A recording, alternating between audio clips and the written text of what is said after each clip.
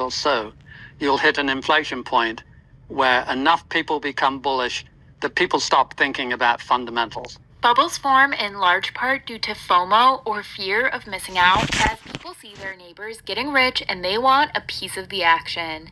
This dynamic has been around as long as financial markets have existed. John Pierpont Morgan, better known as J.P. Morgan, was one of the most powerful bankers and industrialists at the turn of the 20th century.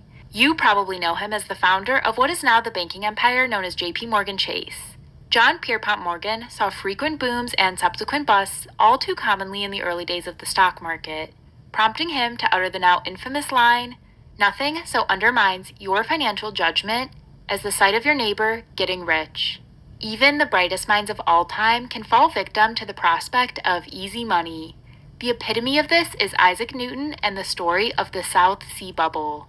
For those of you that may not know, Newton is universally regarded as one of the greatest scientific minds to have ever lived. The man literally invented the theory of gravity. As if that wasn't enough, he also invented calculus and the 3 laws of motion upon which all mechanics is based. Despite all of that intelligence and accomplishment, Newton still lost it all in a financial bubble. In the year 1711, Newton invested a substantial portion of his wealth in the South Sea Company.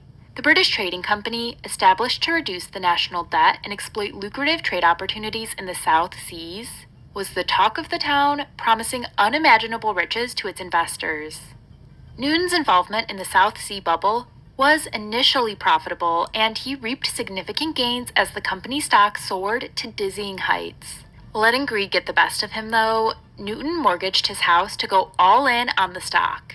However, the speculative frenzy reached unsustainable levels. In 1720, the bubble finally burst, sending the South Sea Company stock plummeting in what is now considered one of the most infamous financial crashes in history. Newton's incredible intellect couldn't shield him from the devastating consequences of this market collapse. He famously remarked, "I can calculate the motion of heavenly bodies, but not the madness of people." In the aftermath of the crash, Newton's investments in the South Sea Company became nearly worthless, and he suffered substantial financial losses.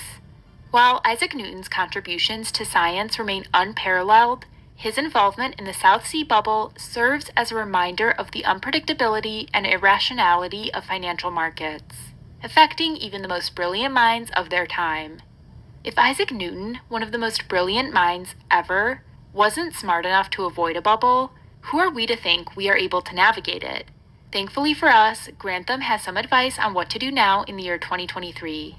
So if I said to you, look, I'm not that wealthy, I have $100,000, I'd like to put it somewhere where I'm not going to lose it, what would you recommend a person? Just a index fund or something else? No, I think a global index fund that had most of its money outside the U.S.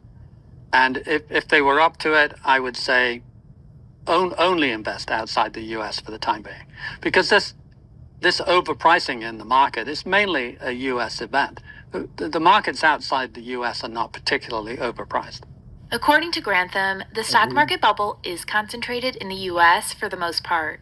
One way to get a sense of where valuations in the stock market stand is by what is referred to as a price-to-earnings ratio, or PE ratio for short. Think of a PE ratio as the price you must pay per unit of current earnings.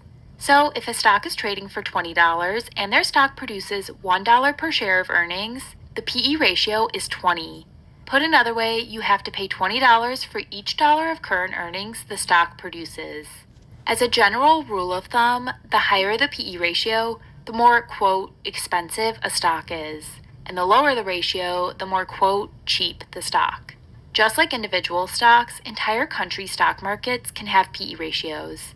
Let's take a look at different PE ratios for countries around the world to see if Grantham is correct about the US stock market being overvalued. As we can see here, as of the making of this video, the US stock market trades at a PE ratio of 22 times. This is one of the highest PE ratios in the world.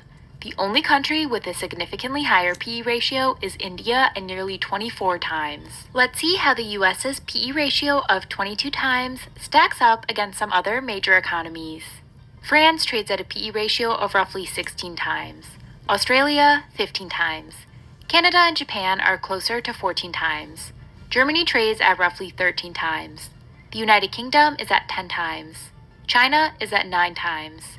Italy at 8 times, and Brazil is at a PE ratio of just 6 times. I think you're starting to get the point. The big difference between the PE ratios of the US and these other large countries surely seems to support Grantham's argument about the US stock market being overvalued. However, this only tells part of the story. The US stock market contains many of the world's largest and most profitable companies. Additionally, investors across the world invest substantial sums of money in US companies, pushing stock prices up even further. All of this to say that it is also important to see how the US stock market's PE ratio compares relative to its historical levels. Using the S&P 500 as a proxy, we can see that it trades at a PE ratio that is comparable to levels it has traded at for the last 30 years. It's plausible that Grantham is wrong and the US stock market stays at these levels for years to come. So there you have it. Make sure to like this video and subscribe to the channel because it's my goal to make you a better investor by studying the world's greatest investors. Talk to you again soon.